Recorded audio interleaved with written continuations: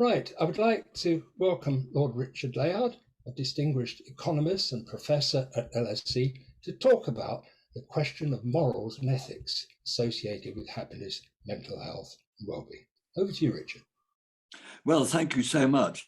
So that's exactly what I want to talk about. Why do we think that well-being should be the goal for society? And now, obviously, there are many things which are important, many goals which are important. It's important people are healthy. It's important they have a decent income. It's important they have personal freedom. But you can ask, why do those things matter? And you'll start getting answers like, well, if people are sick, they feel terrible. If they're poor, they feel terrible. If they're enslaved, they feel terrible. But if you ask the question, why does it matter how people feel? There's no answer. It's self-evidently important. And that's why we think that well-being is the overarching good and that all other goods are good because of the way in which they contribute to the well-being of people. And that was precisely the great idea that the 18th century philosophers in England and Scotland had, thinking particularly, of course, of Jeremy Bentham, the idea that the way you judge a society is by the happiness of the people, and the right thing to do is the thing that produces the greatest overall happiness. That's the right thing for governments to do, and it's the right thing for individuals to do. This idea was an incredibly important idea. I think actually it's the most important idea of the modern age.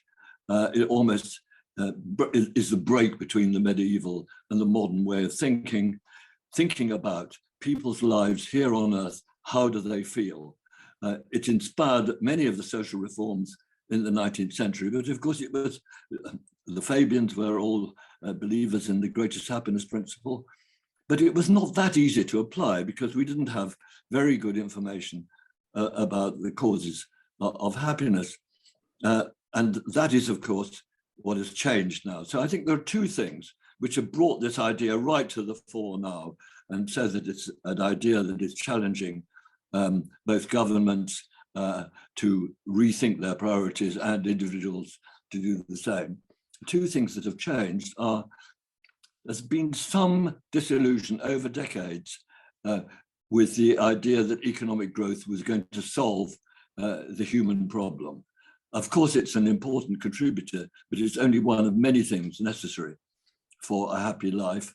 And that has come out, I think, very clearly in COVID. People have begun to really rethink what really matters to them and what is less important. And we're getting a new interest in well-being as the ultimate criterion for what matters to people. The other thing which has changed is that we now have this science of happiness, which tells us a huge amount about what the causes of happiness are and what policies could make the biggest difference to happiness, especially in relation to the cost of those policies.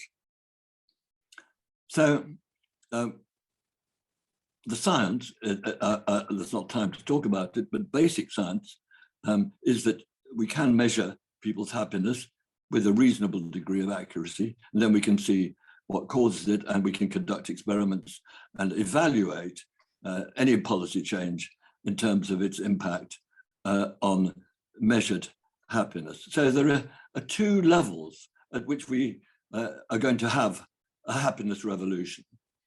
One is the top-down level, the level I think that Jerry talked about, where government, but also I would say business leaders, leaders of schools, leaders of any activity, rethink the priorities of their organization by asking the question, how can this organization best contribute to the happiness of the people? That is what the New Zealand government did in 2019, and from then on, they have a well-being budget. It's what is now authorized in the British manual, the so-called Green Book, which the Treasury uses to appraise policies. But we've got a long way to go to see that procedure actually being applied to policy in this country. So more and more countries are interested in this. The OECD is pushing the idea, so is the EU. And I've no doubt whatever that we shall see within the next 20 years, a revolution in the evaluation of policy from what is its impact on national income to what is its impact on the well-being of the people. And this will lead to new policy priorities. Some obvious ones are mental health, the well-being of school children. Are they happy at school? How to make them happy at school? Well-being of youth. Are they getting integrated into the community? Well-being of families. Are they cohesive? Are they full of conflict? How can we help families in conflict? Loneliness, especially in old age, social care. These will be big priorities, and of course, physical health for the future governments. They are what you might call the social infrastructure, and they are far more important to our happiness than having lots more roads and railways. So we need to see a real rethink of government priorities. The other level, of course, is the personal level. We're not actually going to have a happier world unless people make it their objective to try and create happiness in the way that they lead their own lives, how they treat their family and friends, what kind of work they choose to do, how they behave in the community, and so on.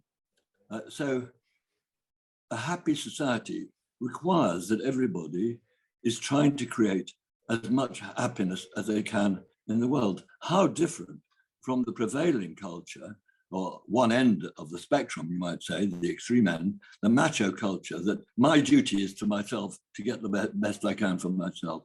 That is a terrible philosophy. Unfortunately, it's very prevalent in our schools. That's what you say to make children work harder. You've got to get the best grades, you've got to get the best job. That is not the way to have a happy society. The way to have a happy society is for young people to develop thinking, how can I do something which I enjoy, but which contributes to the benefit and the lives of other people? The macho culture is what you might call zero-sum culture. Everybody's trying to be more successful than everybody else. There's no way we can increase the amount of success in the culture that is pursuing that, not possible. There's only a certain amount of success relative to other people that could be achieved. Instead, we want a positive sum culture where people are contributing to other people's happiness and getting a lot of their own happiness from that. That was the basic idea. Jerry referred to Action for Happiness, that movement, which is now having its 10th anniversary this year with the Dalai Lama as patron. The members of Action for Happiness pledge to try to create as much happiness as they can in the world in the way that they live. And they have wonderful materials and courses available to help people do that. I think this is an idea whose time has come. I think we all want a happier world, but if we want a happier world, we have got to make that our objectives. It's got to be the objective of governments, and it's got to be the objective of us as individuals. Thanks ever so much.